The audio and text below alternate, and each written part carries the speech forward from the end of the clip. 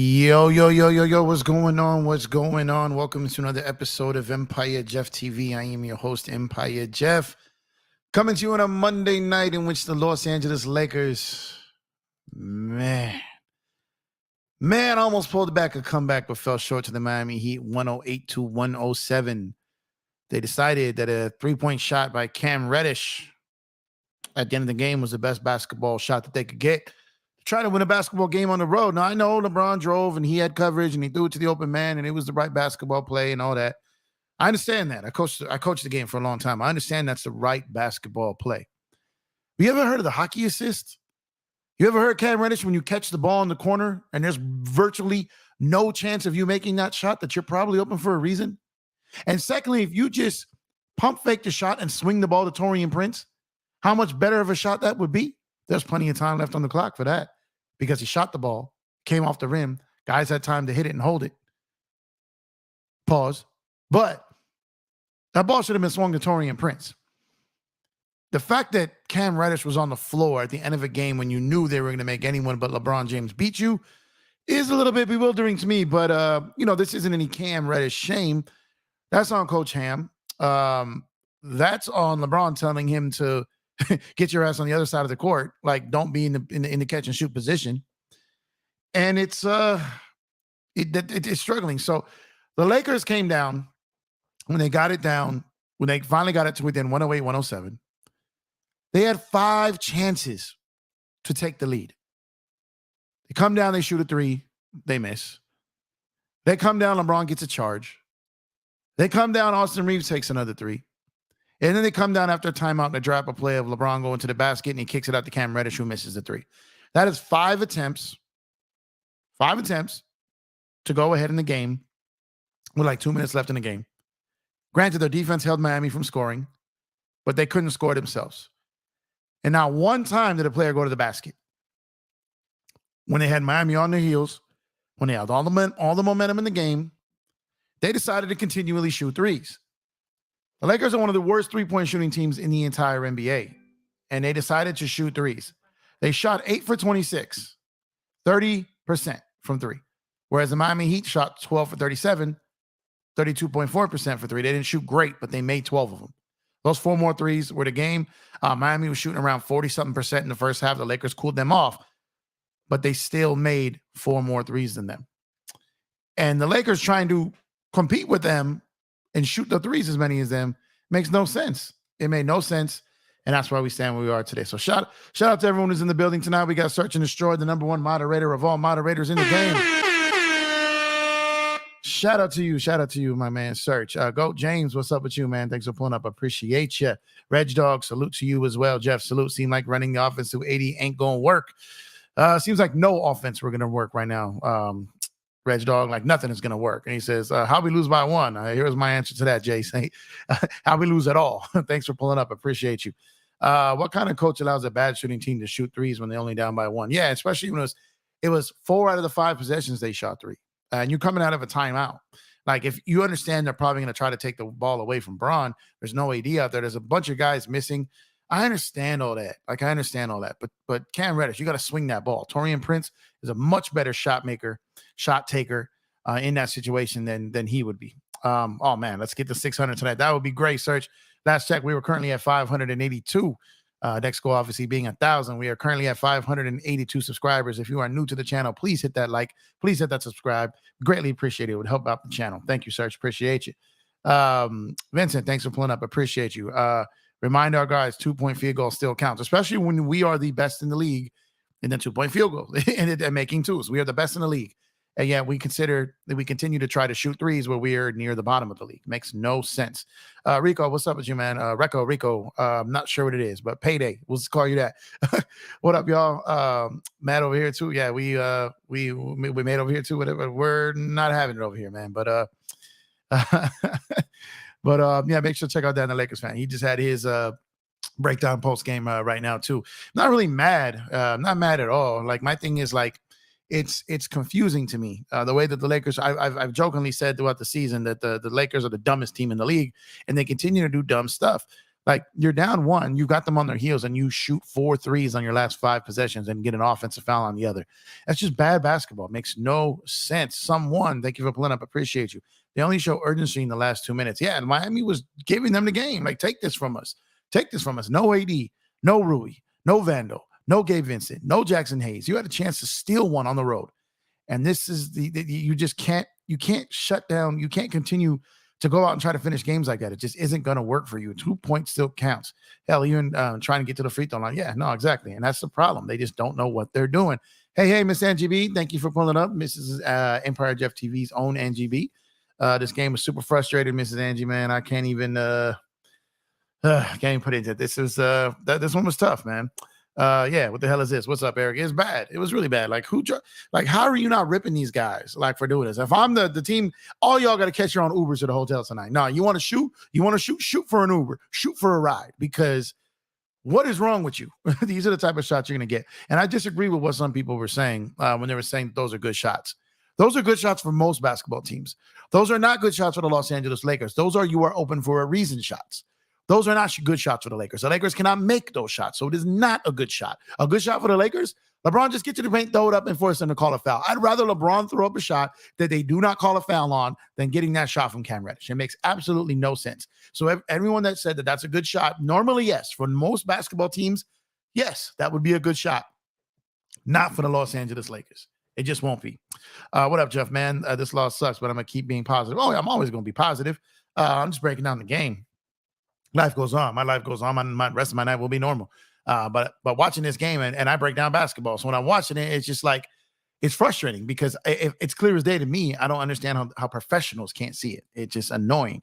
Who the F shoots threes when down by 1? They shot 4 threes when down by 1. It's absurd, man. Yes, the great Angie B. Yeah, yes. Man, what's up, young? What's up, young Africa? Young Africa, if you want to pull up, let me know. If you're still in here, let me know. Because, man, it was extremely frustrating, man. Extremely frustrating. Craig, thanks for pulling up. Appreciate you. D'Lo gets thrown out. Hammer techno. Yeah, and those are 2 points, and we lost by 1. And D'Lo never gets that mad. Something that was a kick. That was a situation because D'Lo never gets that mad. So those two technicals cost us the game. It was horrible. They can't even get second chance points or rebounds. They can't, and the other team sure do because the Lakers just can't stop them.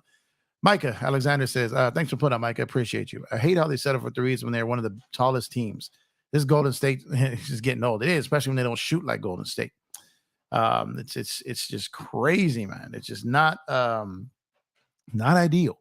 LeBron carrying at this point is bad luck for the young players. Absolutely. I agree with you. The other guys got to step up. Two Tran, what's going on with you? Thanks for pulling up. Appreciate you as well. Braun couldn't just try to lay the ball up. He's a way better finisher than shooting at the 3. I don't understand why those shots were taken. I just don't understand it. Don't understand it at all. Let me see here. AD might be hurting the team more than he's helping. Same with D'Lo. I don't think AD's hurting the team. I just think he's not playing, to its full aggression and full energy. That's a fact. But I don't think he's hurting the team. When it takes a LeBron chase down transition block and hero to spark a run, we got problems. Absolutely right. 100%. And a young African, let me shoot. I'm going to drop the link, but it's just going to be for Africa right now, guys. So search, do me a favor. After I drop it, Africa pulls up, please delete it.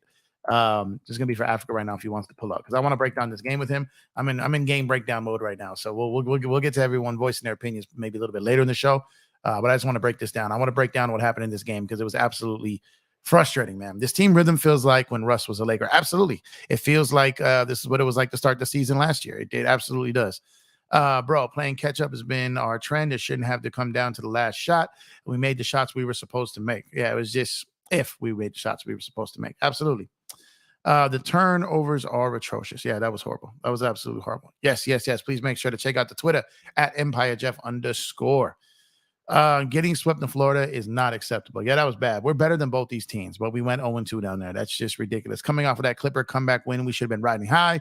Now we're on 2 L's in a row. Hey, go James. Salute to you as well, brother. Dan was pissed. Dan should be pissed. You got to understand, man. We do a lot of we cover these teams. We cover this league, and then we do all this. We know exactly what's going to go wrong before this game happened. Me and Dan did a show on the PSF app, and I basically explained everything that was going to go wrong in this game, and it exactly happened. We did it on the PSF app, but I also uploaded it to the channel. So go in and check later. It's the Lakers Kingdom episode 1. Go in and check it out, and it said the same things. that we had that happened in this game today was pretty much what I said was going to happen. It's just crazy. Still waiting for Africa to pull up here. Let me see here. Hey, love the show. Thank you for pulling up. Appreciate you. Love the support. Thanks for pulling up. You are appreciated. Let's see what we got here. We're checking it with search. Okay, so you said for sure. So let's see if Africa going to pull up here. Thank you for being here. Thank you for being here. Absolutely. Yeah, make sure to check us out on the PSF app. Shout out to Lowe. Shout out to Don the Kingpin, and shout out to LA Sports Live for holding it down tonight on the PSF app. Me and Dan will be back at it in a couple of days. Those guys did an outstanding job. Shout out to them.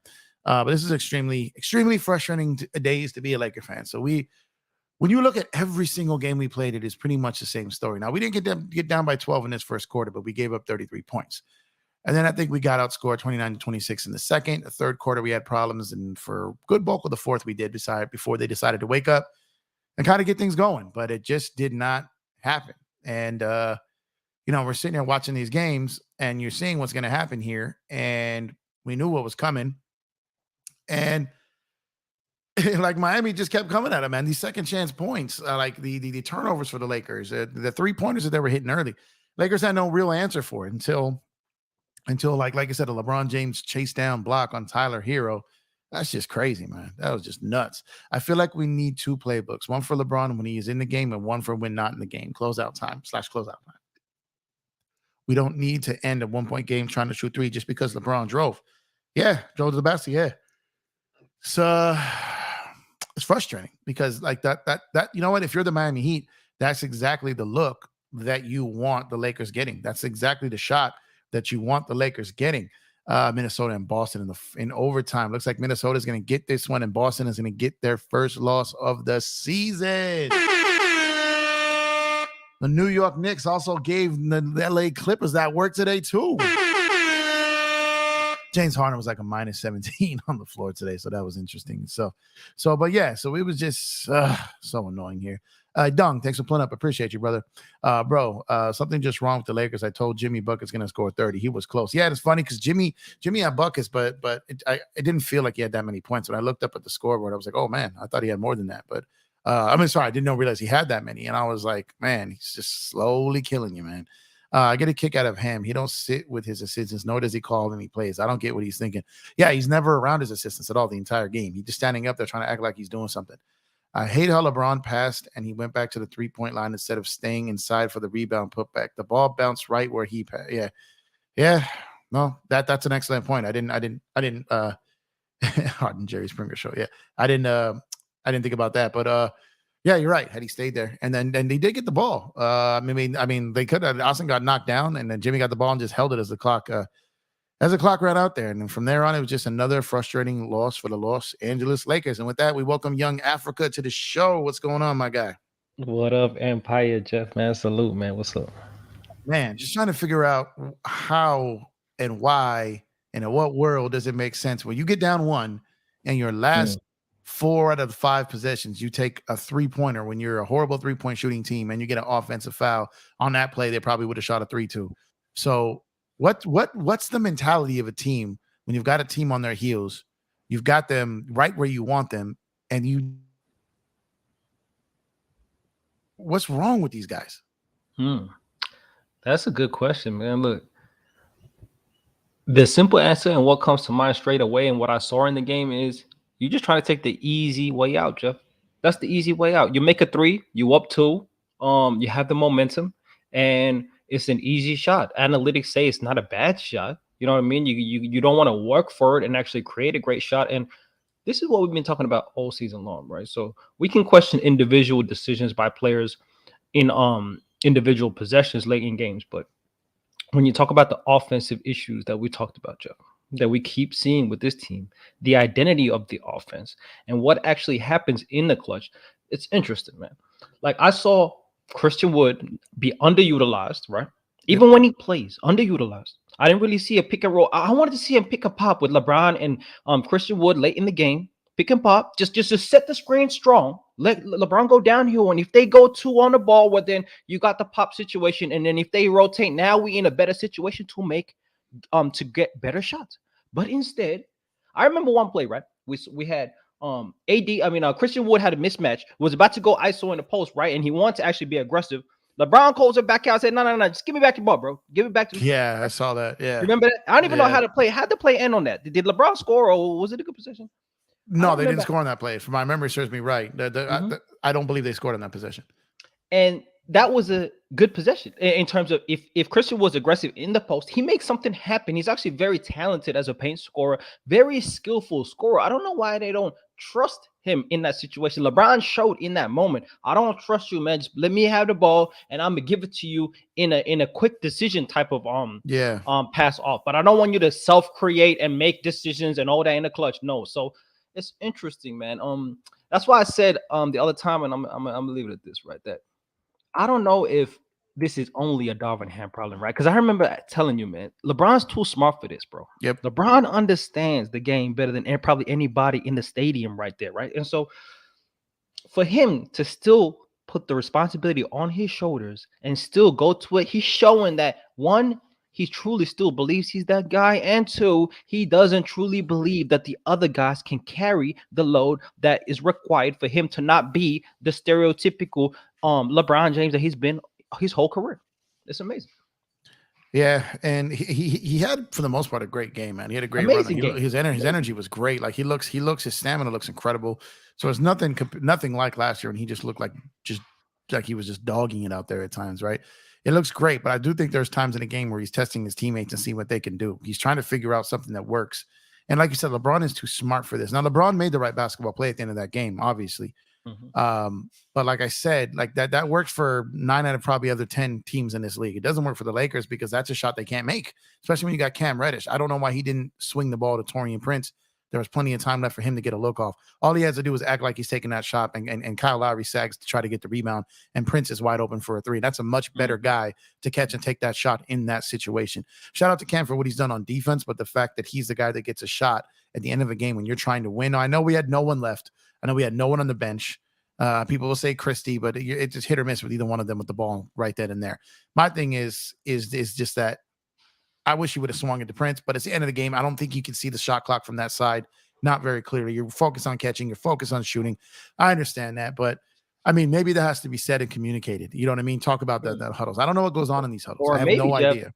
Maybe Darvin Ham just needs to understand that his best shooter is Tayshaun Prince on the court up to this point in the season. And I need to put Tayshaun Prince in the corner and put Cam Reddish on the wing. We know they're going to help off the corners. We know that's the shorter game to play, and I can recover faster to the corner. But the wing is a whole different situation, and you rarely see a player dig down on the drive on the other side of the key and come down and help on that. You ain't really going to make a difference, and even going to have a quick enough rotation for that. So why not have Tayshaun Prince in the corner where you have that easy access pass? That's something that wasn't there. Why don't you utilize Christian Wood when you know that Bam Adebayo is going to come help, and you know they're going to put two on the ball with LeBron James in year 21, still amazing, and they still got to bring help and all defensive team type players to stop his penetration. And Christian Wood is not utilized, even though he's under the rim, but he's not in the best situation, right? When you're under the rim, he could have passed to Christian Wood, but the passing lane was essentially obstructed by Bam and Jimmy Butler on the ball. And so he had no real lane to pass, and that's a forced pass. It's not going to be a great pass. But he probably needs to flash more up higher and not right under the rim. And now I got an easy pass over the head of Jimmy Butler, and I could see you in my line of sight. Like these subtle things of coaching when it comes to the play. And you see Darvin Ham right on the sideline when he looking confused, looking unsure, stroking his beard, looking like the pressure's getting to him, and not really making any significant difference to utilize our strengths against the other team. And they, as you said, they pretty much put the ball in our hands with the amount of turnovers, 9-10 turnovers they had in the fourth quarter. This is a disappointing loss, man. But and for the chat, man, I'm a big LeBron James fan, right? And I ain't putting it on LeBron James. You don't have to tell me about the greatness of LeBron James. I ain't even trying to get to the greatness of LeBron James because it's been said, been done, right? But when Jeff talks about the issues of the Lakers, this has been a trend that we've been talking about the offensive issues and what is the offensive identity of the Lakers. And it cannot be, Jeff, just give it to LeBron and let him be the central driver of the offense, bro. That can't be the case. No, I can't. It's not good for the team. It's not good for LeBron. He's 38 years old, going on 39. He shouldn't be able to carry that load. We went out and got good enough players to help with that. That doesn't make sense for him to have to do that. I would have liked to have seen, especially if the team knows that type of play is going to set up that type of shot. You know, LeBron going to the basket, they're going to collapse. Why not stop before you get to the end of the basket? They're not going to pump brakes. They're going to keep going to the rim. LeBron has been killing right in that free throw line era, usually going left to right. But going deadhead on it, maybe I still think he can make that shot. That little one where he kind of puts up and kind of floats right there, right around the free throw line. He's been hitting that with consistency. I almost would have preferred that type of shot, even if it's LeBron not getting all the way to the cup, than Cam Reddish catching it in the corner. But you make an excellent point. If you know that shot is going to be there because the recovery is where they're going to help from, why not put Tayshaun Prince there? That's an excellent point. And then you don't have to worry about swinging the shot. You don't have to. So some people will say, well, then maybe they don't leave him open. They absolutely leave him open. They're gonna dive to try to stop and surround LeBron. Exactly, because if they don't have, go ahead. No, go ahead. I know what you're. I was just gonna say, because if they don't, you know what happened, because Bam comes off of Christian Wood, and so that corner guy that's guarding Reddish has to come down to Christian Wood to stop the drop off straight away, right? So he can just lob that to Christian Wood, opened up. So you have to drop down off of Cam Reddish, and the game plan would have been whoever's on Cam Reddish, hopefully he's in the corner, drop down and let him take the shot, bro. That's exactly what Spo would have said, and that's exactly what was done, bro. And they recovered, and it was wide open, and it was kind of a flat shot. Hit back rim, man. It's tough. It's tough. He hasn't been hitting. Amazing that Cam Reddish, a guy that was known for an offensive / defensive liability type player, but he was an offensive player. Has come through and become a defensive player, and he's an offensive liability. Man, this is amazing, man. That's crazy. Yeah, you're absolutely right. Well, because he's probably an offensive liability because he's playing with AD and LeBron, so his touch is going to be very limited, and he's smart enough. Shout out to him. He's smart enough to realize that what's keeping him on the court is his defense. But you cannot be like a guy that the defense is not going to guard. You know what I mean? You have to be someone. You have to be someone that is a threat to pull up that shot. And he's probably, I don't know if he's going to be that guy this season. And again, I still feel that when Vando comes back, we might not see much of Cam. We might at sometimes though, when putting him on another wing or something like that. But outside of that, if we have Cam Reddish, I know people are saying we need to start Cam. If Cam Reddish is a starter for us, we're not a contender. Like I just believe that. And people have been arguing with me that, but I don't see in what world we're a contender if Cam Reddish is in our starting lineup. I think we struggle with Reeves and D'Lo in our starting lineup. And I question our contending status with them, the way they're playing together, like on the court. Like Reeves woke up today. We woke up about the Clipper game. He's been playing better. 9 assists today. He was active. He's got his bounce back. He's doing things out there great, but it's like we can never get a game where he and D'Lo are in sync and on the same page and doing what they need to do. And the numbers just scream. They jump off the court. And it's not just analytics. The eye test says it too. When the two are on the court together to start the game, the Lakers are in trouble out the gate 10 times out of 10 to start this season. Now, I've been saying maybe you bring Austin off the bench because he's a guy that plays the same way no matter what. But at this point, I was talking to Big Art about it earlier. Shout out to Big Art. And he was saying, I just trust his decision-making with passing the ball and not getting as many turnovers as with D'Lo. So the two of them starting together in the backcourt is a problem. They've got to figure that out. And maybe just the absence of Vando, because it worked last season and it worked through most of the playoffs. And maybe the missing link in that is Vando, that they played a lot better and weren't getting killed on defense when he was helped guard the best perimeter players out there. However, they've got to figure this out. We don't know exactly when he's coming back. We've got Gabe Vincent out probably at least another week and a half. I saw in the chat that they said that looks like that AD is going to play on Wednesday. So that's good. It doesn't look like it's going to be something that was serious enough to keep him out long term. But AD playing, again, doesn't solve any of the problems that we had today. I don't understand why this team is continuing to try to shoot threes to the level of their competition. I don't understand why Anthony Davis doesn't come out and start the game like he's Shaquille O'Neal. You know what I mean? Get out here and kill people out the gate, set the tone, get them in foul trouble. That's what we have you for. Africa, my biggest concern for starting Christian Wood is that AD was going to use it as a reason to not be aggressive. Because there was another big out here, a guy that can shoot, a guy that can score. Go ahead, get yours right now. I'll chime in later. I'm trying to think of ways where AD can be aggressive to start the game. And if it's just throw every one of our defenders out there, throw all the guys that can't shoot, so he is forced to shoot the ball like to start these games, I don't know. Why do you think that he doesn't come out with aggression and want to kill people to start these games, Africa? Oh, for sure. I looked at the box score, right, and I saw that Austin Reeves had more shots than Anthony Davis, and LeBron James had more shots than Anthony Davis too. It's amazing when you talk about the best players on their individual teams all around the league, especially like top 10 players in the NBA. It's rare that a role player will outshoot them in a half. Very rare, right? You Yeah. won't see Devin Booker, Kevin Durant, Giannis. You won't see these guys getting outshot by a Kogi or a hot Eric Gordon. That's not happening, right? So when you talk about the necessity to create situations and in an environment where Anthony Davis is aggressive, see that's an issue already, man. That's a sad situation that we have to be in because when you pay the man the most money in NBA history per season in terms of over $60 million a year, you expect that aggression to be innate, present in the man himself, right? And so it's not. And so if that's not the case, you got to ask for multiple reasons why. And I think it is an individual thing. It is a Anthony Davis knows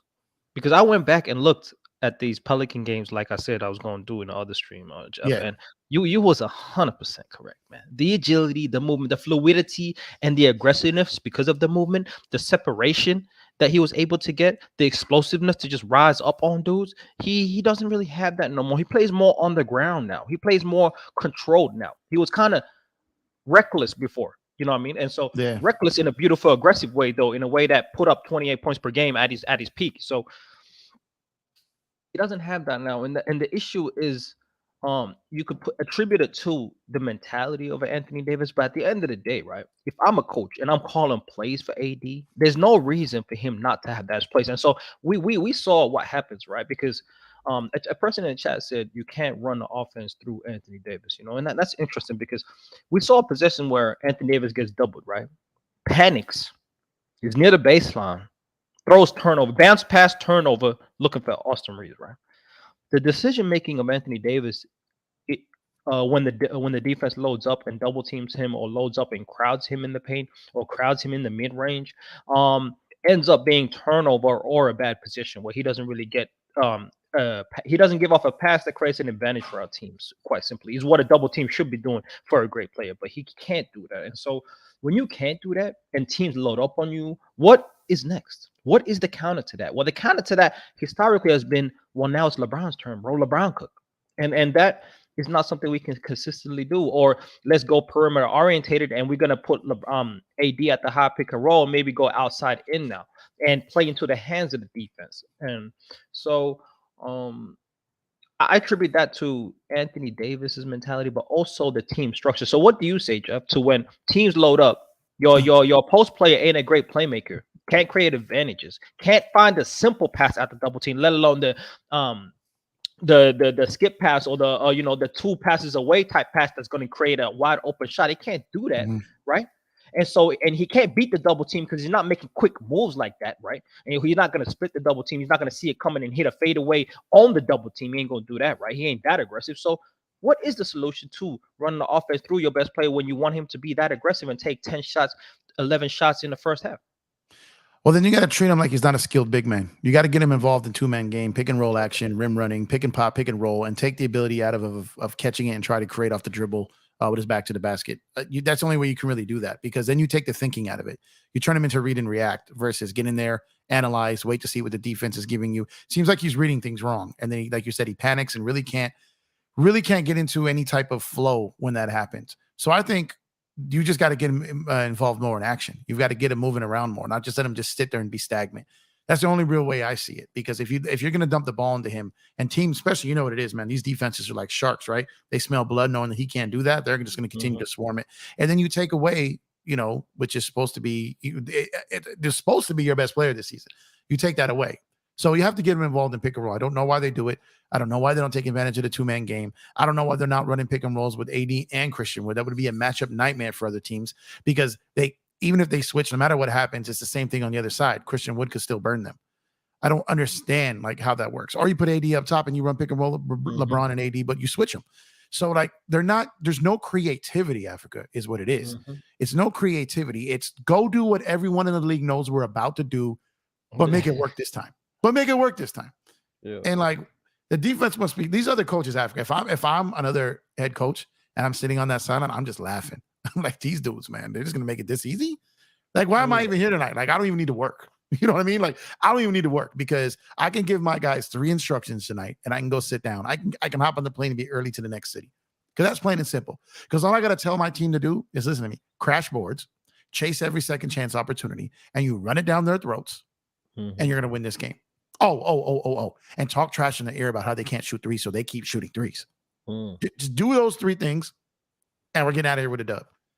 That is easy money right there, because the Lakers fall into that trap every single time. But you're right about AD. When he gets in that situation down there in the post, he can't move it around. And like you said, talking about the hockey assist, right? When you swing it to one and get it to the other. Yeah, the Lakers, that really just doesn't happen. If it gets swung, it's usually to the one guy who's going to catch and shoot it. The defense knows that they're not going to be chasing the ball around. Everyone knows the ball moves faster than the person, right? No one's faster than the ball. Move the ball. To be fair, we did that one possession in the first half. I remember that where we swung it. We went to Tayshaun Prince. He passed it back out to I even forget the shooter. It's such a rare occurrence, like you said, that it did happen one time and it looks smooth against the great defense of the Miami Heat, and that's what they make you do. But that requires dribble penetration, which is why Austin Reeves. Let's get to Austin Reeves, right? Because I could talk about the greatness of LeBron James and what he did and what he does.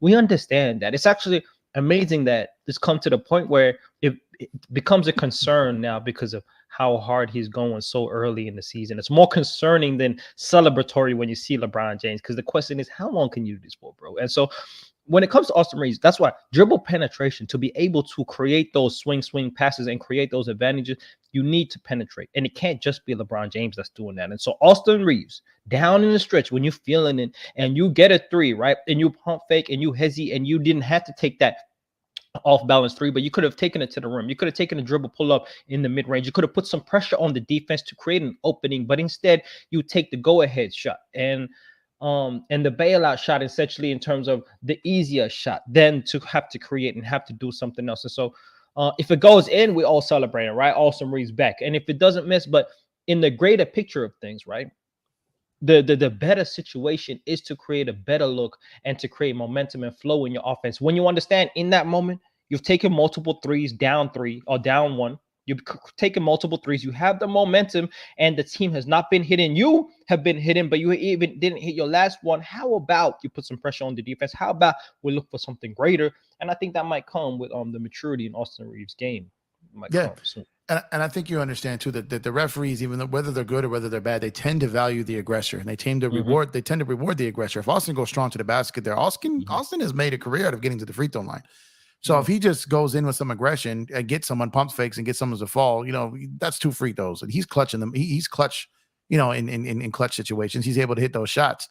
So those, just any one of those, just too many threes at the end of the game, man. Just bad decisions, and it just comes to hit you. Now someone said, when's the earliest we could trade D'Lo? I saw that in the chat. The earliest we can't trade D'Lo until December 15th. So that this is our team at minimum for the next 5 weeks. So there is nothing coming that can help us between now and December 15th.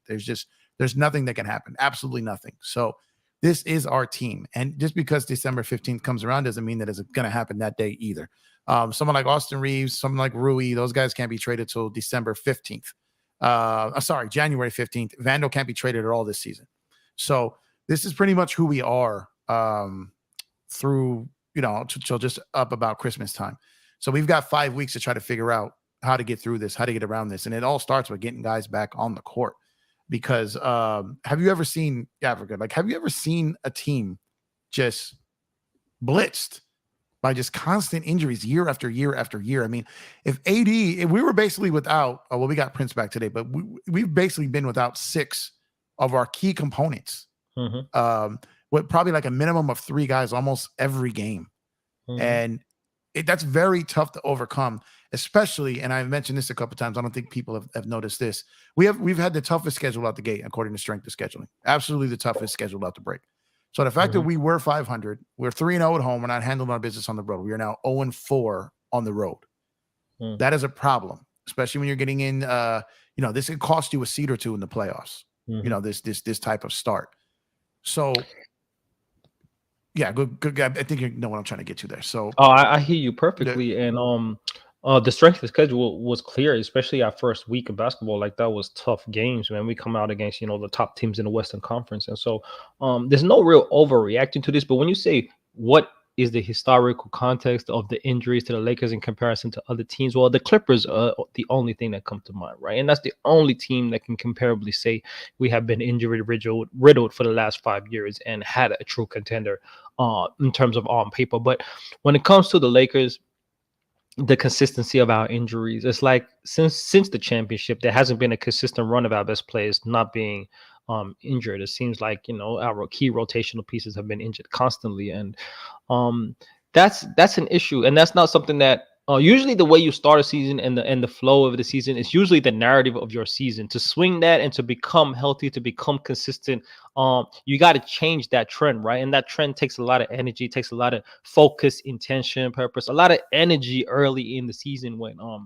and I guess a lot of teams have to deal with that, and so the Lakers are going to do that, and so that's why LeBron, I guess, is seeing that and saying, man, I need to hold it down while all these guys get back, you know what I mean, as opposed to it's meant to be the other way around, but it is what it is. And so when you say our record on the road, right, this is what think, and I've never been to an NBA game, right, and but I would like to get your thoughts on this. Is that I assume, right, when you're playing at home, right, you got the crowd, there's a flow, right? You're hitting shots. Everybody yelling out defense. The moment of the possession is heightened by the crowd. The weight of the possession heightened by the crowd, right? Defense is being chanted. When you're hitting your shots and you get a stop and you're in transition, the crowd livens up. You know, D-Lo pull up 3 cash, yeah. Ice cold in my veins, right? We know what it is, right? And so the momentum is carried, and you play within the momentum of the crowd that is creating that atmosphere, right? When you're on the road, that shit's silent, Jeff. Ain't no flow and momentum. Ain't nobody cheering you for your pull-up 3. That shit clank, and it's a horrible shot. And they clamp, and they're chanting out for the crowd. They're going to the other side of the court. You know what I mean? And they're trying to get a transition bucket. The crowd's getting lively at your misses. You don't gain momentum from that. And so, what do you need on the road? I'm assuming is what? A functional offense, purpose, intention. You actually need to be organized. You actually need to understand the identity of your team and what you're trying to do. Your roles need to be clear cut, and you need to understand what's going on before it happens. And for a lot of the role players, I mean, you need to understand that. And then there's certain players like a LeBron, like a Austin Reeves, like a D-Lo that can read and react as they should at being highly skillful players. But that's what I'm expecting. So on the road, the flaws of the team are being highlighted by the lack of momentum, flow, crowd, home court advantage, and the road exposes that. Bad teams get exposed on the road, especially teams without chemistry, flow, organization. Well, what do you think, Joe? Yeah, and there's the old narrative talking about defense travels. You know what I mean? And when you're a good defensive team, that helps you on the road as well. But there's the other side to that too, Africa, and that is that typically when it cuts both ways for the Lakers, because again, when you talk about pretty much how it is, that's how it works for, again, 9 out of 10 teams in the league. But when it comes to the Lakers, these guys all of a sudden almost get fearful of shooting in LA because the lights are sometimes too bright for them. So playing in front of that crowd who's cheering for you, but the second you get into a little bit of a slump, they panic. And so it's a little bit different element. But you're absolutely right about the organization, the coaching. Coaching matters in those situations. When you're on the road and you have a system, you have a flow, you have something you can count on. Your defense, when you're a good defensive team, that's why it's very rare that you see very good defensive teams with losing road records, because defense travels. And then when you see, like, typically Tayshaun Prince has had great games on the road this year, hasn't had a single good game at home. So he's flipped the script on it this year. That's really weird. So with the Lakers, I think, like, what you look at trends around the league don't typically happen to the Lakers because the dynamic is just so much different. It's bigger. It's weird. And then you're on the road, and I would say maybe at the bare minimum, a third of the other cities, half that arena is Laker fans. So it's like a false sense of calm because you got people cheering for you. But as soon as your shots start falling, it goes into that layer of what you said. They're celebrating your misses. The other team is getting out and running. Now the other half of that stadium that's not Laker fans is overtaking that noise. So it's almost like you're confused because they built you up and they abandon you as soon as you stop making it. So it's like a whole different element to be a Laker. You know what I mean? When you're in those situations, because I've seen this so many times in so many arenas where Lakers get off to a great start and it's loud and it's loud and it's loud. And then all of a sudden, here comes that other team's fan base when they start to make a run.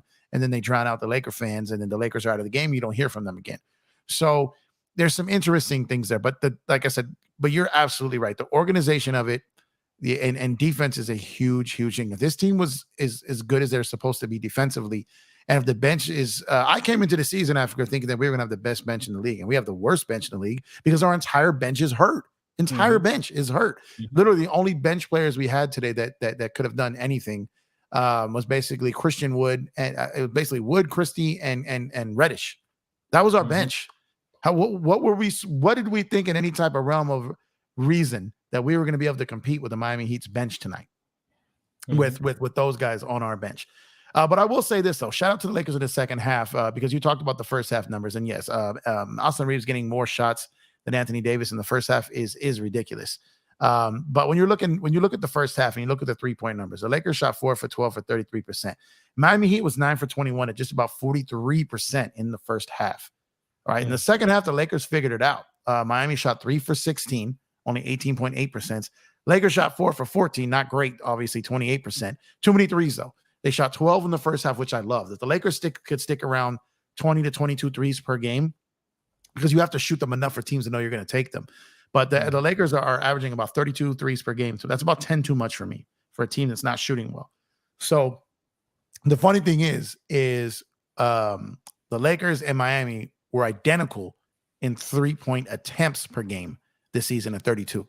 The Lakers were 29th in percentage. Miami is 5th. So while Miami shoots the same amount of shots from 3 per game, they make them at 10% higher rates. And that was the story of that first half. And then you had, so basically it came down to the Lakers turnovers, which led to Miami Heat steals, which led to points off turnovers and threes in transition. And that was pretty much a story of how that game started to get out of hand. So it made sense that once the Lakers started to take care of the basketball and they started to Miami started to then miss their threes, that's when you started to see, okay, this is not like as bad. But the Lakers had 10 turnovers in the second half. Miami had 13. That is an insane amount of turnovers. What did they finish for the game? So 17 turnovers for the Lakers, 17 for Miami, identical turnovers. So they kind of wash themselves out until you look at the points off of turnovers and then the 3 points that led to it.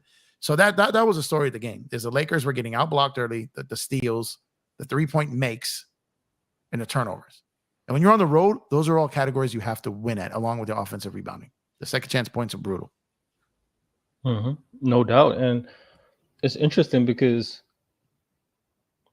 we have such a big team, and this isn't even the team, just like you said, bro. This ain't even the official squad. And so we got Austin Reeves playing 40 minutes. We got Tayshaun Prince playing more minutes than we ever thought.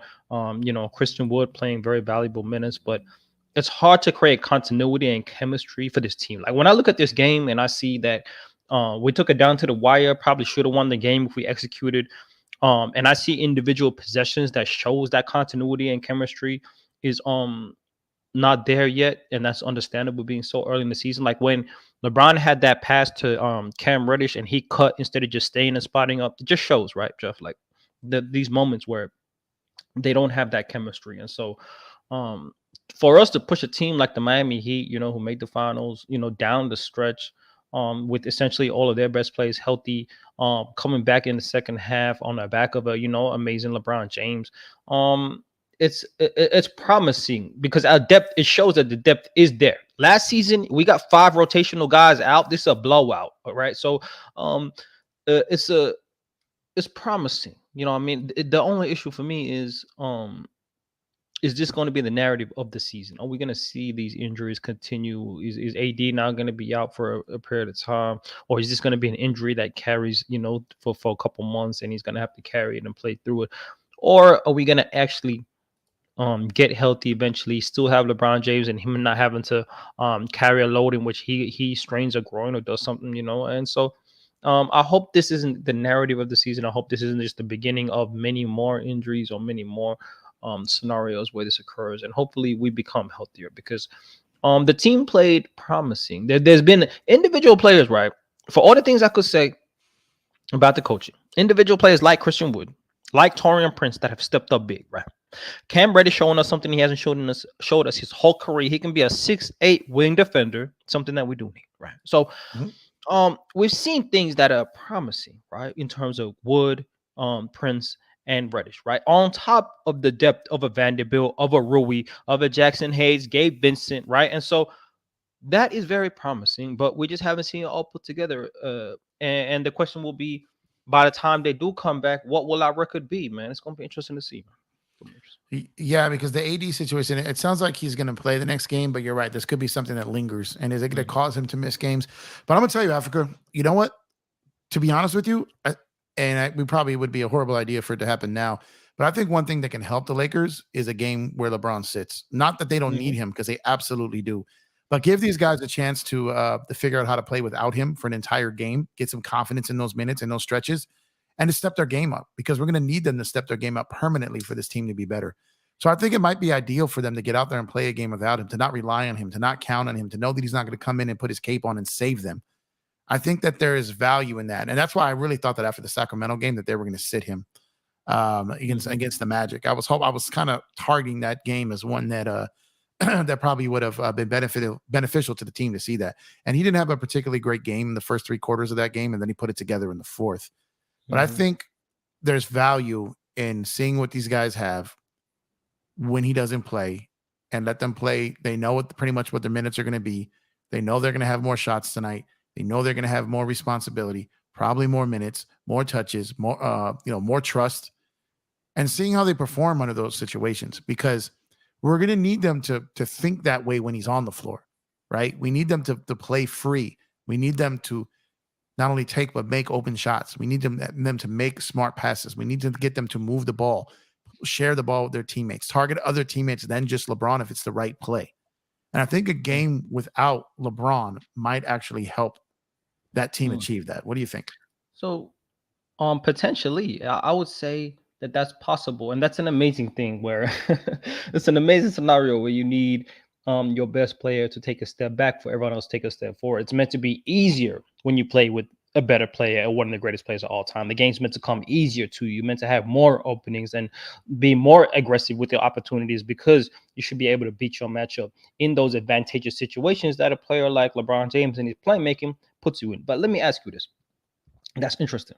And that might be possible. I don't like that as a solution to the issues, but that might be possible. But let me ask you. So in these non-LeBron James minutes, Jeff, what do you see happening on the court? Because technically LeBron's off the court. Technically, everything that you say could and should happen when he's out the game and not playing in the game should be happening when he goes to the bench. But what is happening in these non-LeBron minutes, in which this game wasn't as bad as the other game, but what's been happening routinely that you see in these non-LeBron James minutes when it comes to the other players and them having deficits?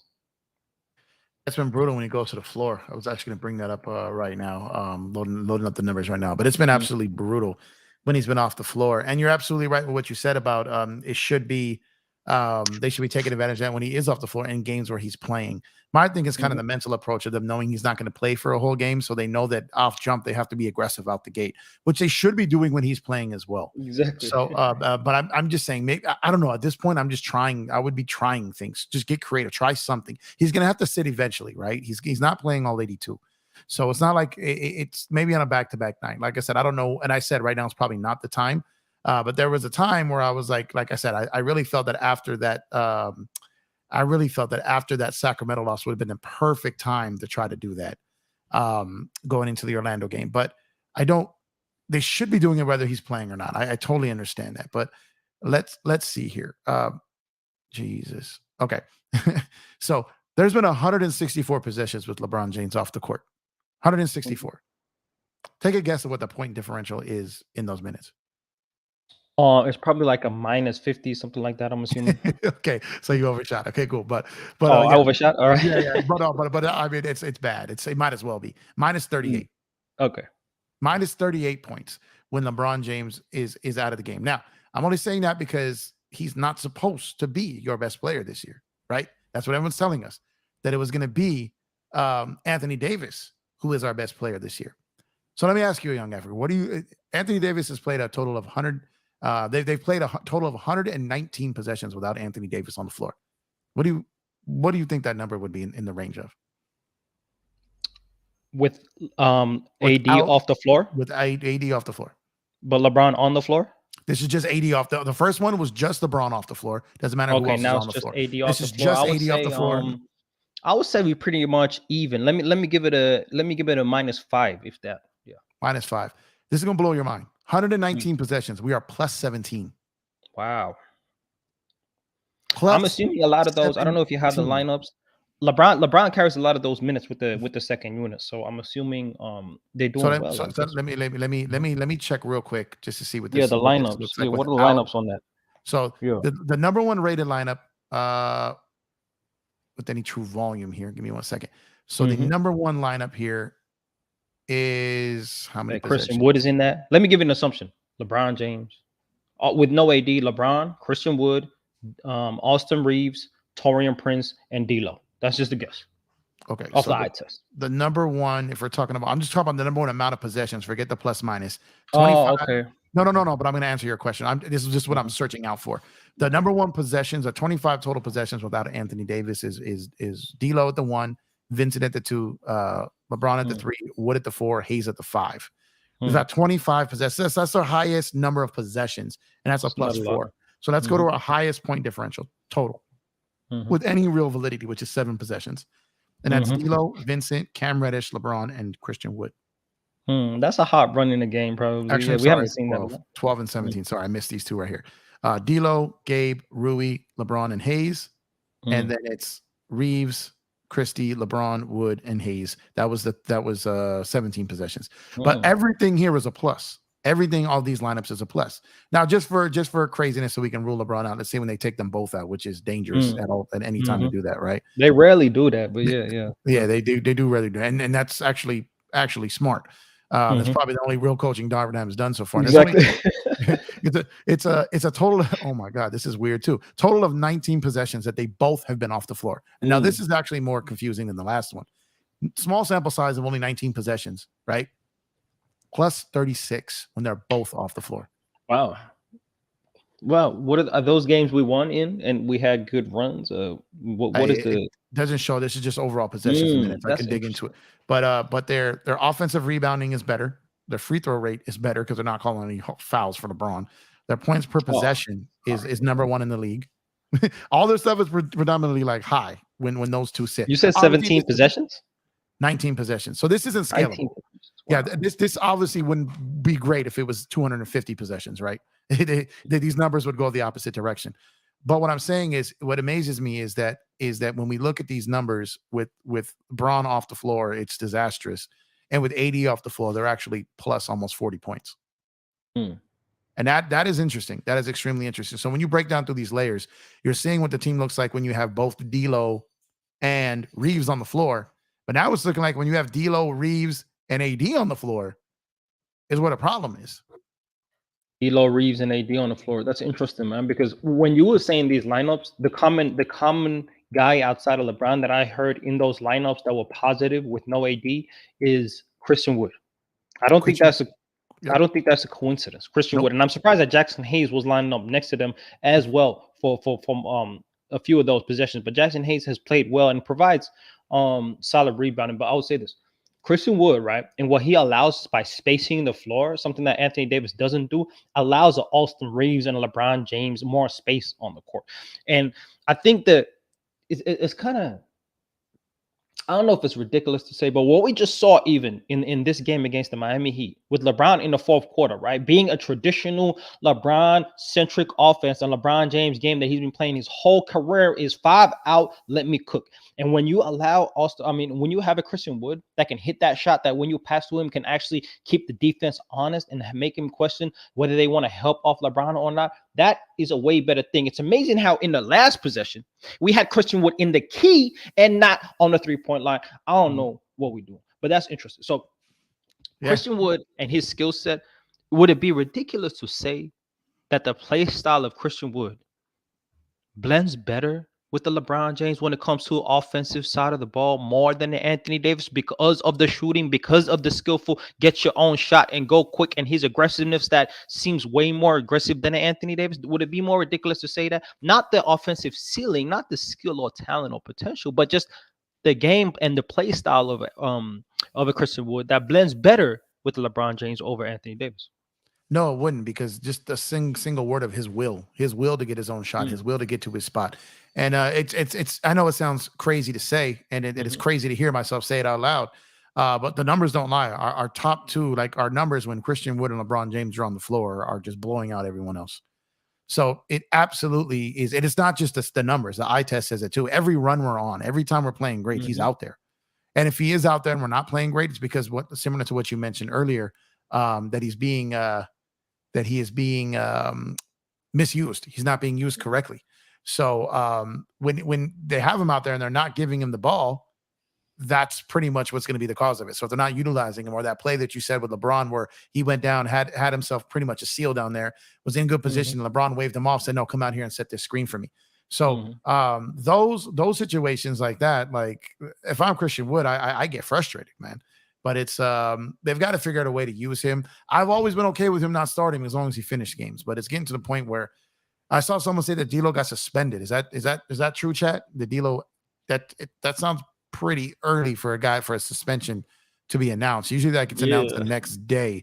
So if that got announced early, then the league was pissed at him. So I don't know. But D'Lo has a pretty good reputation with the league, with the refs, as far as like he's never disrespectful to refs.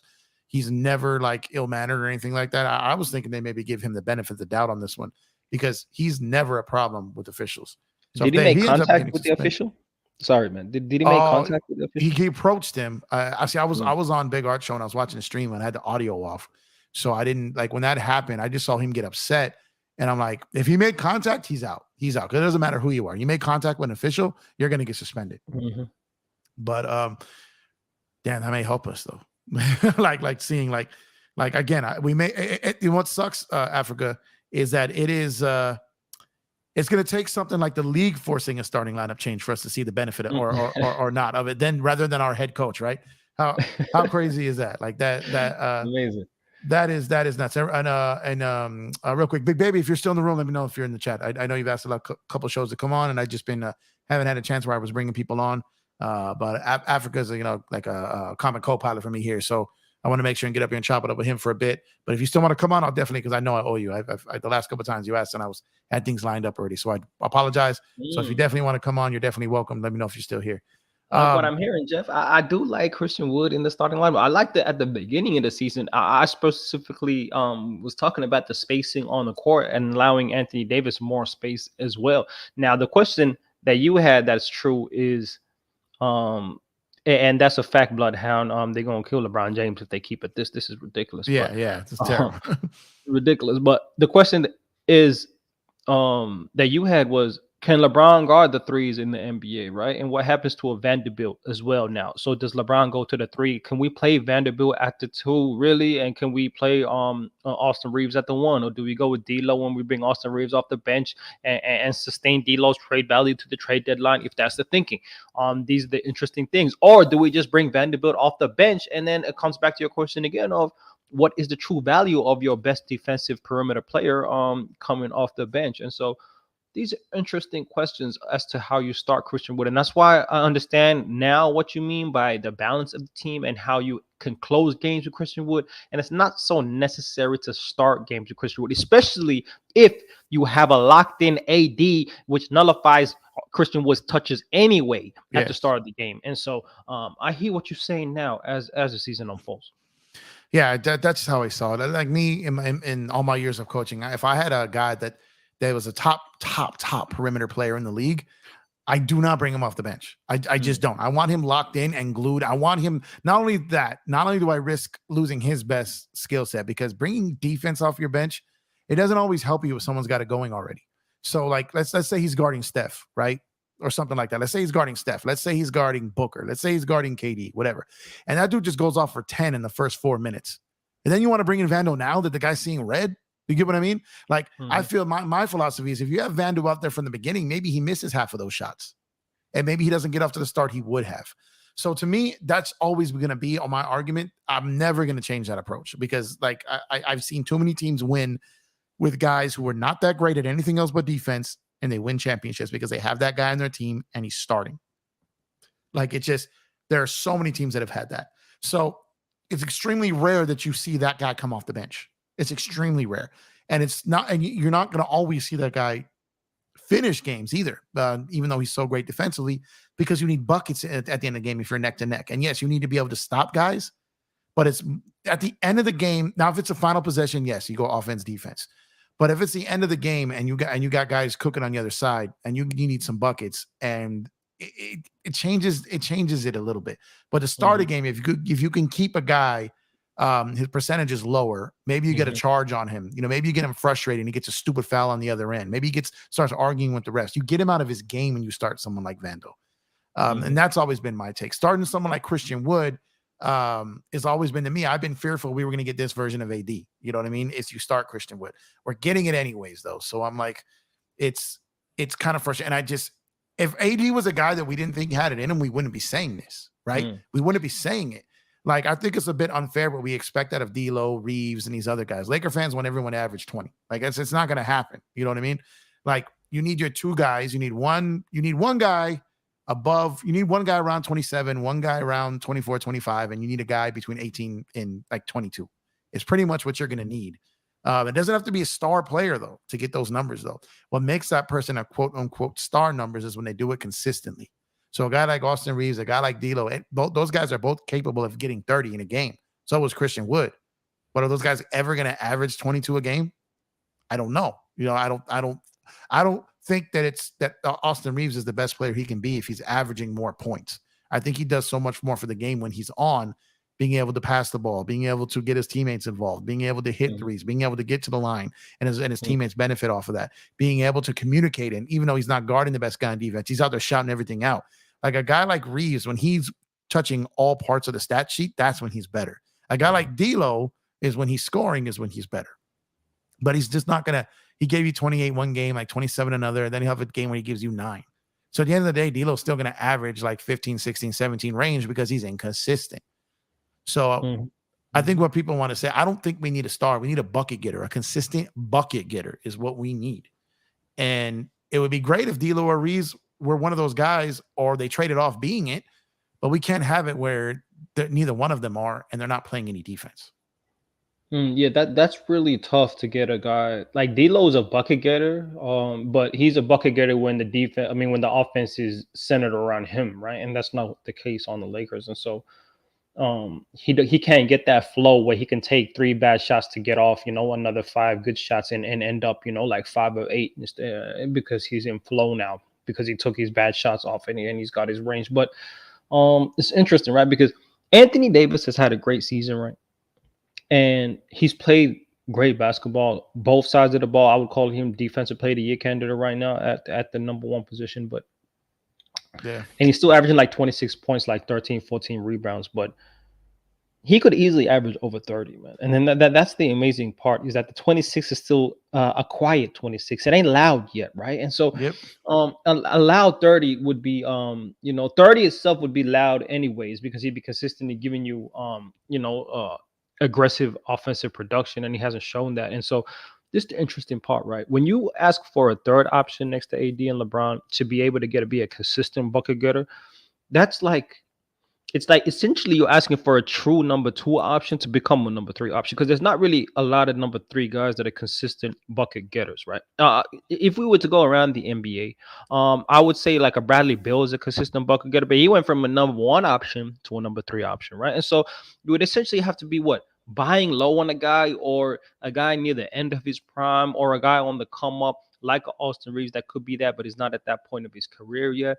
Who touches are going to be minimized, and yet offensive production and efficiency can rise and stay at a certain level where he is consistent. That's tough from a number 3 option. What number 3 options in the NBA are consistent bucket getters, Joe? There are bucket getters out there. I saw in the chat someone said Naz Reid and Bruce Brown. Those are guys who can get buckets when your starters are resting, or you only got one of them out there. Someone like Reggie Jackson is a bucket getter when he's got it going. He did it a lot for the Clippers. I've seen him doing a couple times this year for Denver. It's guys like that. A guy that can get the ball, go get his own, doesn't need a star player to get him his shot, doesn't need to play off that star player. Can we go in and sit down for 4 or 5 possessions? I got you. I'll get quality shots up. I'll make more than I miss in these scenarios, especially like in clutch moments. Those guys seem to kill in those moments. So there are bucket getters out there, like Emmanuel Quickly. That's a bucket getter. You know what I mean? A guy that can get out there. Yeah, that's what I'm saying. So like guys like that, he's not going to be a star, right? He's not going to be, but you got these guys that can go get, that don't cost $30 million a year, like a Tyler Hero, who's a bucket getter, but he's getting paid as a star. You get what I'm saying? So there are these guys out there. You can find these guys on the margins. You can, especially if it's a team that's kind of going to trim down. And I'm telling you right now, depending on what Indiana's records are, Bruce Brown is on a 1+1. So Indy may look like, look, we signed this guy on a 1+1. Maybe we can move him and get a pick for him or get some value for him. They're not married to him long term. They only signed him to a 1+1. So for those that don't know, Bruce Brown became very close to becoming a Los Angeles Laker to the point where the Clippers thought they had him. The Clippers thought the Lakers had him, and were trying to pivot to kind of counter that move. Then Indy went and made a move and cleared some space, moved Duarte to Sacramento, had money to top the Lakers deal, and then at the end it kind of fell apart there. But he was looking to join the Lakers, and the Lakers basically had him until that Indiana move to clear money. So there's mutual interest there. But again, that's waiting on someone else to decide our fate, not our own, right? So going out there and try to find bucket getters, like there are dudes out there that can score. And like the Bradley Beals of the world, we don't know what he's going to look like as a third option. Like he's a bucket getter, but as you mentioned, you hit a great point there. He was a bucket getter as a number 1 and a number 2 option because he got buckets when he was with John Wall too. But we've never seen him as a third option. Is he going to get buckets? Yeah, but not in volume probably. So we got to see. Like I don't think the Phoenix Suns can win if all 3 of those guys get 30 each. You know what I mean? You got to have those other guys involved somehow. So his buckets are going to go down, but he can still get you a bucket. So I think that might be a good thing on my next video. I'm going to look around the league and see what bucket getters are not only out there as a third option, but a guy I think are attainable. No, go ahead. I was going to say that I thought Christian Wood was our bucket getter. I thought Rui Hachimura was the bucket getter. I thought D'Angelo Russell was meant to be that bucket getter. I thought we shored that up in the offseason with these moves that we made. And obviously those guys are out in terms of Rui's out right now. I thought Christian Wood was that. And so do we not have those pieces currently, Jeff? Or are you talking about guard play bucket getters? Gabe Vincent wasn't meant to be that, Jeff? I'm talking guard play bucket getters and a consistent bucket getter. I don't think any of those guys are going to be a consistent bucket getter that we got. Rui, Wood, Vincent, these guys were brought in to be role players that are going to contribute, but not a bucket getter. Like they can get buckets in moments, but a consistent shot maker is someone that we're looking for. Now Gabe gives you other thing. Yeah. So Gabe gives you other thing. He competes defensively. He works hard. He's gritty. He's going to help you impact winning in other ways. Someone like Austin Reeves or a D'Lo's going to have games where he gets 30. He's going to have games where he gets 27, 28, 25. He's going to have those games, but then he's going to have games where he gets 6 or 7. That's not a bucket getter. The difference is someone who has bucket getter talent versus bucket getter results. And I'm looking for a guy who has bucket getter results. Because that's a Cam Thomas. Shout out to Cam Thomas. Yeah, that is a Cam Thomas, but he's probably not gettable. You know what I mean? Yeah, no doubt. That type of player though. But yeah, so when you're looking at a player like that, like I'm looking at someone like when Miami had when they had Gabe Vincent and they had Max Strus, who's turned into he's killing it this year. And Caleb Martin. That was such a luxury to have those guys with what the money they were making for the performance you were getting out of them, right? So you need a guy that when you throw him the ball, the other league is like, oh shit, not him. Don't let him shoot. When it's not LeBron, like remember like how when you had LeBron James and you had Kyrie out there and they were like, do not let Kyle Korver get the ball. So how are you going to stop that when you got Kyrie and LeBron and Kevin Love? How are you stopping that? You have to let him get the ball, but he still scares the hell out of you. So we need a guy that the defense has to pay. I guess what I'm thinking about is a guy that the defense absolutely can't lose track of. They have to pay attention to him because he's going to get buckets if you don't. So look at someone like an Aaron Gordon, Africa. All these games that Booker and Bradley Beal have missed, and Aaron Gordon has been steady, super steady. Now I know Phoenix doesn't have the record that they would like. But he's been their second best player when those guys are out consistently. So it's like if AD goes out, who are you trusting on this team, Africa? If AD is out a week, it's got to be Christian Wood, right? Who else are you trusting to be the number 2 for LeBron in that situation? The next one after that would have to be Austin Reeves. I got to do that. Yeah. And now, go ahead. No, go ahead. No. It's your part. Go and follow up. Go ahead. I was just gonna say, like, Austin Reeves has to be that consistent player, and that's why I say I agree with you. D'Lo is a hot and cold player, and so when you have that type of player, you can't rely on that consistency. He's going to give it to you when you got it, and then the coach got to have a understanding of when you don't. We got a deep bench, and so. But for Austin Reeves, for a player that has a versatile game, that can play make, that can score, that can get to the line, that can affect the game in so many different ways, that can penetrate off the dribble, that can get to the mid range. We need him to be aggressive. We need him to be initiating the offense and getting us good shots. And so that's the consistency. That would be a necessity if we don't have Anthony Davis. Is Austin Reeves ball handling, playmaking, initiating offense. Yeah, and they say, and Dung, I see what you said. TJ Warren is basically a bucket getter. He was a bucket getter. He hasn't been one for a while. I don't think he's been one since the bubble, but he was an absolute bucket getter. But he's not that anymore. You know who I wouldn't mind on this team? Someone like a Jordan Clarkson. What about a Karis LeVert? Yeah, someone like that. I love Karis LeVert. Someone like Karis LeVert. Someone like Karis LeVert. Someone like a Jordan Clarkson. You know, just the aggression that they play with.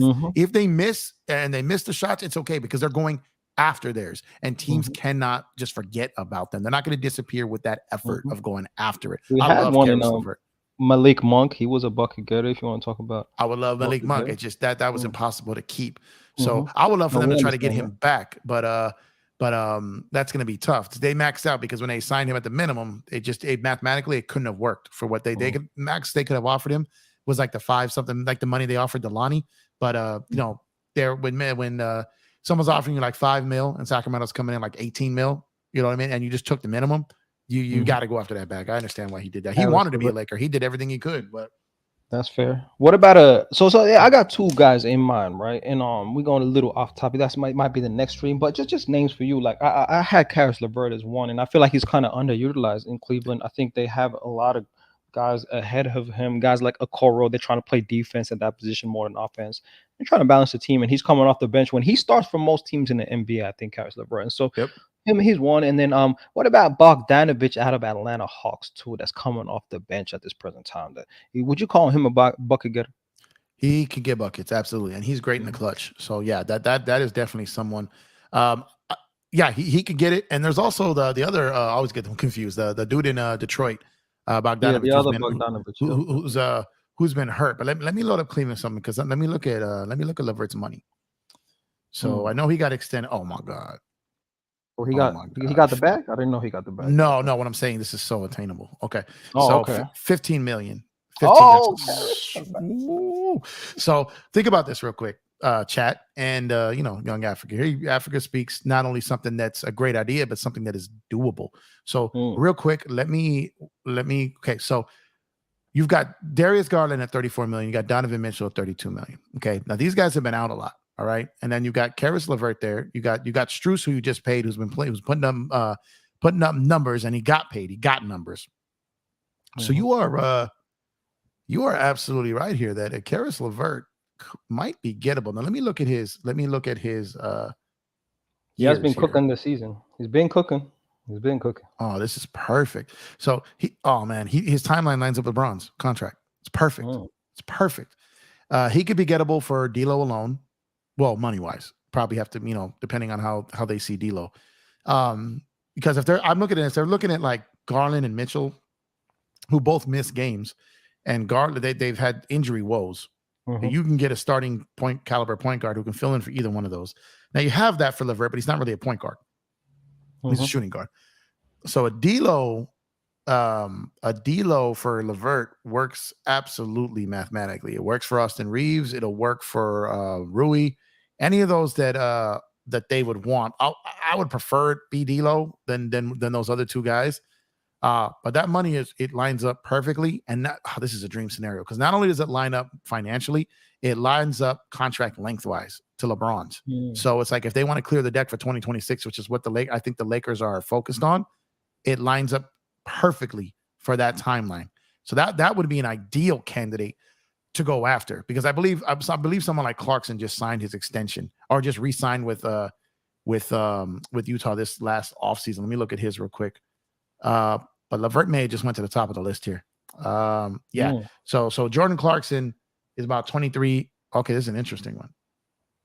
picked up a player. Okay, and the next on top of that. Okay, so Jordan Clarkson has 2 years left after this season. He's probably out of the picture then. 23 million this year, and then 14 each the 2 years after that. But let me throw another name at you. A guy that seems to be able to score, but he's an odd man out also where he is right now. It's one more year than LeVert is, with someone like Colin Sexton. Coming off the bench in Utah. Yeah. He can score. Bucket getter, facts. Yeah, he's a bucket getter. So someone like that contract would be easier to obtain and deal with than the Jordan Clarkson, because, well, yes and no. Jordan is more this year. I believe he's a clutch client too. Colin Sexton's a clutch client. You know, these things matter behind the scenes. Yeah, no, you do. So that and they've already got a great relationship with Utah when it comes to trades. So maybe if Utah's trying to get out from that deal, they take D'Lo. They take D'Lo, who's probably going to be an opt-out after this year anyways, and you get that Sexton deal off of your books. So that's an interesting one there too. Man, Cam Thomas would be so filthy on this team. It's not going to happen. Oh my God, that would be Cam Thomas, a Quickly, like any of those guys. Like I said, like someone put in the chat, Nas Reed and Bruce Brown. I don't think Nas Reed gets moved at all, but I think there's a chance that Bruce Brown could. Nas Reed, the best backup big in the NBA, Jeff. And he's nice. He's very nice. Yeah, it's just tough to argue that. Like, he is absolutely nice. But these are the type of things the Lakers need to be looking at, because they need to get like like someone said, absolutely. Lou Williams was a certified bucket getter. Certified. No matter where you plugged him in, he can get you a bucket. You know, that boy was going to his left, it was going up, and it was going in. God, that dude was such a bucket getter. Let me get through some of these chats real quick. That will not work with this team. Okay. For a bucket getter, let's see. I think it would. We could have had Kelly Oubre. He was a walking bucket. Bucket? Would you consider Oubre a bucket? He an inefficient bucket getter. I believe Kelly Oubre believes he's a bucket. Definitely, he believes he's a bucket, but he's an inefficient bucket. But he can't get buckets inefficiently. Yeah, because that's what I'd recommend. He's a good guy to have on your team. He competes defensively. He can get buckets, but that's a guy that he's a chucker. So that's a little bit different. Now they said Buddy Hield here, and that's a possibility. And I do believe that Buddy just might be one of those dudes who gets here and doesn't forget how to shoot. I don't know what it is about him. I just think that would be him. There's something about these guys, certain guys, you could sense it in them. You know what I mean? And Buddy, I think, is one of those guys. I think he's obviously attainable. The Pistons were, the Pacers were talking about they couldn't work out an extension and they were going to actively look to trade him. So he's possible. Yeah, they're bringing him off the bench as well right now, currently, right? So he's not in their future plans. So they seem to not even care about his trade value. Usually teams would at least ride it out to the trade deadline, right? But they're actually just going with youth, going with their team. They started Mathurin over Buddy Hield, and so that's tough. Hey, peace out, Serge. Thank you for all your great work. Appreciate you, brother. But yeah, so it was like, let me see here. I feel like D'Lo's contract is a one in coordinates to a player who is not inconsistent from games to games. So I asked myself, was it good contract signing? I'm saying this rooting for D'Lo. Yeah, because that range is a going rate that's the lower tier going rate for a starting point guard in this league. So yeah, and it was not only, it was a 1+1 on the player side, and he also waived the ability where he could not block a trade because of the 1+1. So it was a good deal for the Lakers. Good deal for the Lakers. D'Lo was making like $28 million last season, so he came down by like $10 million. So this was a make good deal in a way, and he worked with the team on this deal, and the team worked with him on it. So it's a good deal, mainly because forget the player, forget anything. They got a movable contract that can go from as low as like 12 million all the way up to like 24 million. So that slot right there, that number that they got him on, was so important. And that's why they essentially did it. I think there's a understanding that he, going into the season, that odds were there was a good chance he would be moved if it wasn't going to work out. You know what I mean? So that's where we are now. So if head coach can't be fired, is it possible to change assistant coaches? In my opinion, can't see them make any difference outside of Handy. It's extremely rare where assistant coaches get let go during the season. Sometimes they'll leave on their own, but it's extremely rare when they get let go. Any coach gets let go outside of a head coach during the regular season. Sometimes you'll see a head coach get let go, and some of the people that are like their guys, quote unquote, just go with them because they're not just going to work for anyone else. But outside of that, it's extremely rare for assistant coaches to be dismissed during the season outside of some type of controversy. Also, so Dante said pass on Colin. Okay. I'm just looking for bucket getters out here, man. That's just what I'm looking No, for. no, Yo, he's DJ, what's up, athletic man? too. Salute to DJ Lakers and 5. Make Oh, sure to check out Lakers salute and to 5 over Lakers. there. Oh, facts. But Salute. I take JC over Buddy. Yeah, so it comes on everyone's preference, right? So Buddy, I feel like Buddy would be a perfect guy for this team, mentality wise, personality wise, shooting wise. I think Buddy would be a good get. I'm just waiting to see if there's someone that's better that shakes loose. Because I think there are going to be players that are going to shake loose this season. I think that's what the Lakers are waiting on. Oh yeah, Simons is a bucket getter, but I think he's in their long-term plans. So I don't think he's a guy they're looking to actively get rid of. If a deal came through that kind of just blew them away, they might look at it, but I don't think they're actively shopping him. Bucket getters come to the Lakers and die. I said that's fair. That's why I'm looking at some of the guys I think wouldn't. Like I said, someone like a Buddy Hield I think could play almost anywhere. I think he's going to be who he is. Someone like a Karis LeVert has been who he is everywhere he's been. So those are the guys that like I want to look at a guy like who's done it everywhere. It wasn't just someone who just did it one time, or did it a one stop, but did it everywhere he was. And those guys are those guys. You know what I mean? Maybe we can get Donovan Mitchell as a rental. He's going to sign with the Cavs. Yeah, but that's still not for a couple of years. He's still got a couple more years left on that deal. Yeah. And that would be extremely expensive. Extremely expensive. Yeah, exactly. We would have to hurt our roster for the future for that. That's crazy. Yeah. This one keeps coming up a lot is Brogdon. Brogdon's name keeps coming up a lot. He's often injured too. He doesn't have great postseasons though.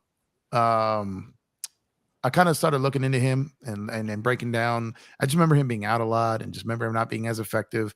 And Austin Reeves actually had a better playoffs than him last year. And if you look at their playoffs numbers, while Austin's only been in one playoff, if you compare them, if you do the verses, it's not what you think with Brogdon. Not to the point of like a third level guy. So it's he's a good player, but he's a name and he's played on some good teams. But he often disappoints with those good teams. So he's a name I think that people are throwing out there just because they know his name. But I think if you dive into it, you can see that he's probably not the dude you want in that situation. Okay. Let me see here. Another game where I felt opposing teams' guards put a ton of pressure on our guards, disrupting the half-court offense. Yeah, that's exactly what we got people like Gabe Vincent for, to help with that. But I think I'm gonna go ahead and shut it down, Africa. Got to get stuff ready for tomorrow here. But as always, I appreciate you. What's the latest news on your channel? Well, you're gonna get that going? Yeah, we're gonna be active, man. I've been like sort of traveling a little bit. I didn't realize, you had to be kind of stationary. Yeah, you have to be. It takes a lot to stream, man. That's straight. Yeah, it's a commitment, man. It's super commitment, and then the focus and do your homework and doing all this. Yeah, it's easier when you're pulling up the panels. It's easy when you're pulling up the panels. Hey, way easier, man. Way easier to be a freelance, independent. Way easier. But when you gotta, set up shop and build up from the brick up, from the foundation up. That's why salute to you, Jeff, man. Hit that like if you're listening, man. Subscribe if you're new, man. Salute to the brother, man. Jeff, you break down the game. You always got good intention when it comes to the game basketball, which is why I like talking ball with you. And I'm still optimistic about the Lakers season. We're gonna see what happens. I just like to leave you with a question on the way out. You know what I mean? Sure. We're gonna end it smoothly, and this has more to do with the opponent that we went up against. What do you think about the Miami Heat? And do you think even with the losses in the offseason of guys like Gabe Vincent, Max Strus, not really attaining anyone of significance outside of the rookie Jaime Jaquez. Outside of that, they haven't really attained anything outside of a more healthier Tyler Hero, more experienced Bam Adebayo, maybe. What do you expect from Miami Heat this season? I don't think they're a very good team. Mainly because of the losses that they had, and mainly because I think that failed Dame trade is going to be something they're going to be dealing with all season. And I think they're going to struggle with that. I think, Jimmy's going to struggle with that. I think he thinks he had him and it didn't work out. That's tough. That's a tough pill to swallow. And, I say this being as a team that beat us tonight. I still think the Lakers are a better team than the Miami Heat. But I don't think they're a very good team. Having said that, though, if they find a way into the play-in, if they get in, they're a problem. I just refuse to discredit them at that point until I see someone beat them early. I will continue to think, okay, I don't know what it is. I don't know what it is. Because it's just a certain thing that they just get in people's heads, I think. And I think people think we're gonna be the next team that these guys beat. They catch teams that are hurt. I get that. They do take advantage of some situations, but I see teams playing teams that are hurt and playing, and those teams are free and they play loose and they kill you anyway. So I don't think they're a very good team. Definitely not a top 4 team in the East. Maybe not even top 6. But I can see them finding a way in. And if they get in, who knows? Who knows? They're definitely, absolutely, without a shadow of a doubt, a team that has zero chance at winning an NBA championship. None. Absolutely none. But can they scare the shit out of some people along the way? Yeah, they can. No doubt. I agree. What about your thoughts, though, real quick, for you? I think personally, this is a team that has been consistently outperforming the talent on their roster. And, this is a game where more than Miami Heat, I've spoken about Miami Heat, and I think that they're not a great team, not a very talented team, but this is a type of game, right, where Darvin Ham on the sidelines, he can actually take a lot of knowledge and be educated by an Eric Spoelstra, all-time Hall of Fame coach, legendary coach, about how you maximize your team. When you watch the Miami Heat, they know what they're doing on offense. They know what they're doing on defense. Bam Adebayo with the high post. They got the off-ball cutters. They got sets for every play. You see how they make run plays for Duncan Robinson like he's Steph Curry out here? You see how they give Tyler Hero the ball in certain situations like with the second unit, and he makes a run and gets cooking, right? And in certain moments where now you're free to do what you do, Tyler Hero, but when Jimmy Butler's on the court, you play kind of different, right? Like I like that. That's organization. You could take notes of that. I'm not a basketball scholar, Darvin, but when I watch the game, I be seeing these things and like how Tyler Hero tones it down when Jimmy Butler, Bam Adebayo are on the court next to a Duncan Robinson and a Kyle Lowry. They understand their roles, and when they're not on the court, Duncan Robinson's getting his handoffs and he's coming off screens and he's hitting shots. Bam Adebayo out of the high post is hitting cutters and creating plays. And then there's Jimmy Butler that sprinkles in his points all the way throughout the game, taking nothing but 12, 13 shots, but very impactful. He picks his moments very well, Jimmy Butler, for a guy that's not a high volume guy that really be coasting in the regular season, picks his moments very well when it comes to imprinting the game. He impacts the game at exactly the right moments. That takes a very mature guy. That takes an understanding from a coach too that knows that that's what his star player is going to do. So you need to manage the team around your star player to facilitate that ability. How is Eric Spoelstra, right, creating an environment where Jimmy Butler can coast in the regular season, but we, with the deeper roster, more talented roster, cannot allow the same privileges to LeBron James, Jeff? This is amazing. Young Africa, ladies and gentlemen. You're absolutely right. You're absolutely right. And if I was Darvin Ham, I would like, yo, Spo, I would have that plane waiting on the runway. Can I get an hour with you after this game? Can we just chop it up? Like, that's what I would do. And Spo's probably the type of dude that would do it. Cause you know what I mean? He really would. And God, it's so frustrating. And I said that before the game. I go, on one hand, we got Eric Spoelstra. On another hand, we have Darvin Ham. Pretty much knew what was going to happen at that point. But well, yeah, but shout out to you. Jeff, no, shout out to you, Young Africa. It's always a blessing to have you here. I'll probably be on here all week, so make sure to keep tuning in, keep popping in. You always got an open invitation, my man. And safe. You said you're traveling, so be safe out there. Safe travels, and hopefully the Lakers bounce back on Wednesday and we get this dub, brother. No doubt. It's all love, man. Peace out. All right, man. Have a good one. And for everyone else, thank you for tuning in tonight to another episode of Empire Jeff TV. I know we took that L today in Miami, but we live to fight another day on Wednesday. Let's get out there and get after it and get this win on Wednesday. So shout out to everyone who pulled up today. Shout out to everyone for the support. Chris, my brother, the graphic guy, salute to you, brother. Thanks for pulling up. Just want to say thank you guys, like I said, for tuning in. You can be anywhere in the world, but you here with me. I appreciate that. If you have not done so already, please hit that like. And if you're new to the channel or if you're here and you have yet to subscribe, please make sure to hit that subscribe button before you head out. If you're watching the replay here, please hit that subscribe before you head out. Be greatly appreciated. It goes a long way to help the channel. We're really trying to grow this channel. So we appreciate you guys. Thank you for taking the time. And I'll catch you guys up here tomorrow night on Empire Jeff TV. You guys enjoy the rest of your Monday night. Have a safe Tuesday night. And I'll talk to you guys tomorrow. Go Lakers. Have a good one.